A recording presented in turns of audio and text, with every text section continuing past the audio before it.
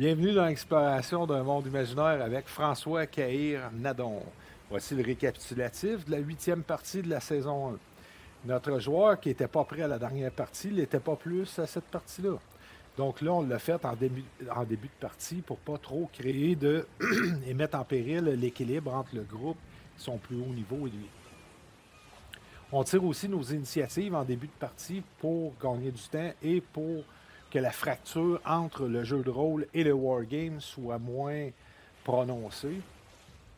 Alors, quand on arrive, les initiatives sont déjà tirées, donc le narratif peut descendre en fade-out et remonter passer en transition du wargame sans trop faire un changement brusque et couper le momentum de la partie. Le groupe est maintenant rendu à 6 aventuriers. Et à un moment donné, ils explorent un bateau. Ils partagent des rations. Ils tissent des liens avec leurs personnages secondaires qui font partie maintenant du groupe. Tous des joueurs primaires de l'équipe principale. Ils descendent un étage et ils voient des zombies. Le combat commence et tout leur focus et l'attention est mis de l'avant.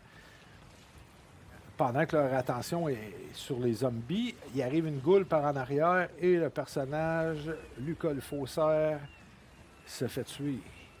Alors, après la partie, j'en vois, puisque c'est la première fois que ça arrive, la mort d'un personnage dans notre saison 1, j'envoie un email aux joueurs en lui demandant « Tu veux-tu que ton personnage, on le ramène dans l'histoire sous forme de goule, de zombie? Veux-tu qu'il soit simplement mort? » C'était quand même un de son personnage secondaire.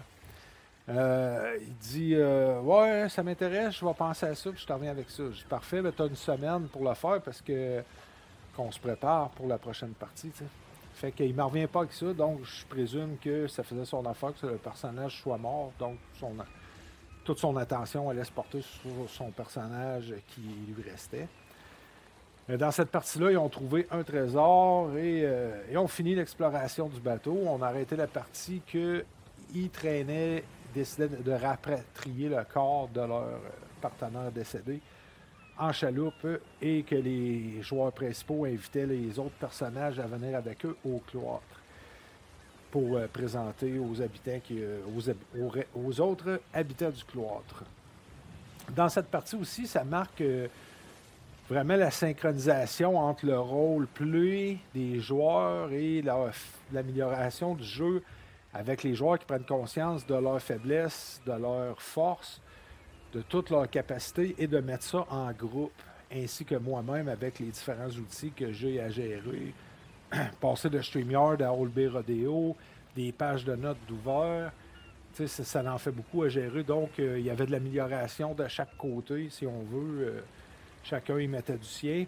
Les joueurs, au lieu d'envoyer toujours le mage en premier, puis que le paladin doit ramasser les pots cassés, puis que le roublard finit par tomber parce que là, l'autre est occupé à soigner un, puis l'autre, puis ça créait un déséquilibre, étant donné qu'ils jouaient mal un peu leurs forces et leurs faiblesses. Là, la chimie de groupe s'est vraiment installée et tout le monde a amélioré son jeu. Alors, comment va se poursuivre l'aventure? La suite dans la prochaine partie.